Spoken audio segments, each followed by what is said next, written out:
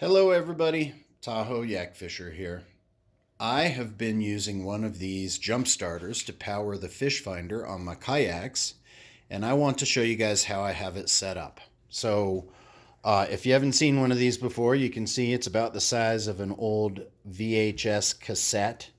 It has lots of pretty cool features here. We've got an LCD screen, a DC output, that one right there, that's what we're going to use to power the fish finder.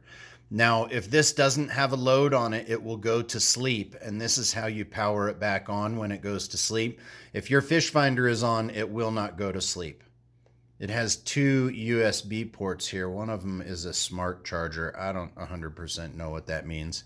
This is how we charge it up, and this is kind of the master on-off switch. So if you turn that on, it will tell us, first of all, how much power is left. I went out fishing on it for a couple of hours a week or so ago, and this is all the power that it used for the couple hours that I was out there. So I have actually done the math. It ought to last about 15 hours powering my fish finder. Pretty good return for a battery that is as small as this is. Okay, now if you wanted to jump start a car, that is under this rubber flap here. So as you can see, the LCD screen is now turned off. That is the sleep mode. And if we want to turn it back on, we're going to push that button right there. Again, once you have the fish finder on, it will stay on. It will not go to sleep mode. I've had it out on the water, I don't know, 4 or 5 times at this point. So this is some of the stuff you're going to need to put it into your kayak if you want to repeat this. And I went with one of these Survivor boxes to waterproof this unit as much as possible.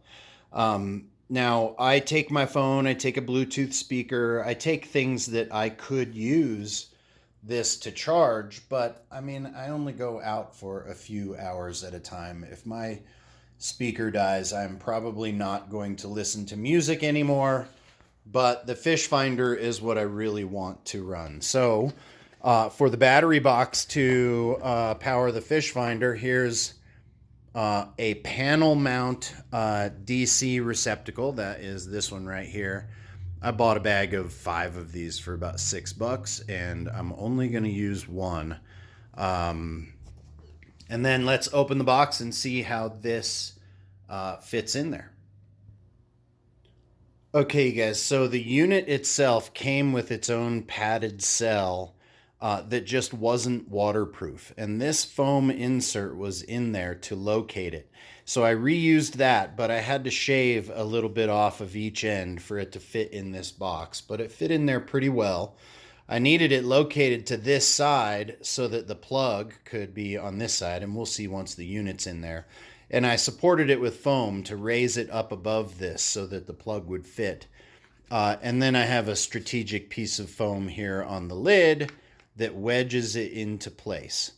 Now here's the inside of that panel mount I just showed you, and it has one of these 90-degree pigtails soldered to it. So that's number 2 kind of accessory that I had to purchase. So let's put it together, see how it looks. Okay guys, so it's a real nice fit in this box right here, and I played with the wires to get it to a position where I could open and close the lid and still have the wires go where I want them to, and it works pretty nice because I will have to open the lid every time that I want to charge this battery.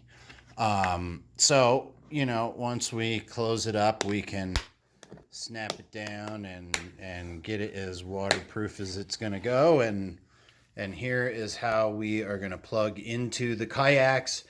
Now, on one of the kayaks, on the Recon, where this is going to be top deck, I used one of these plugs, and we have an intermediate cord between the two. And then on the Hobie, I used one of these cords that plugs directly into here. So those are the 2 styles of installation you can go with. We're going to go see how they fit in both. Okay, you guys, check it out. So on the Recon, it is going to ride top deck, which is why I needed it to be in a waterproof case. I also used an intermediate cord so that I do not have excessive wires hanging into the seat well. So if we get in here to the plug here, we have the pigtail that is wired to the wiring harness of the fish finder. Here's our intermediate cord, and that plugs into the panel mount on the battery. And that cord is long enough that I can get to this if I wanted to use it to charge something else. But the seat well of the Recon is bordered on all four sides, so that thing doesn't even need to be tied down. It's not going to go anywhere. So now let's take a look at how it fits in the Hobie. Okay guys, so the Hobie has this center hatch right in front of the seat, and the battery fits down in there.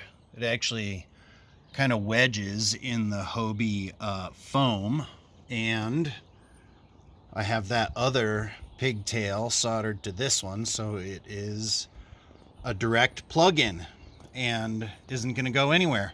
It's actually literally wedged in so that it won't go anywhere. So it doesn't really need to be waterproof for this kayak because it's below deck, but this is a great battery for a great price. It's affordable and pretty powerful. A great option for your kayak. Tell me what you guys think. Thanks very much for watching. Tight lines. Yak Fisher out.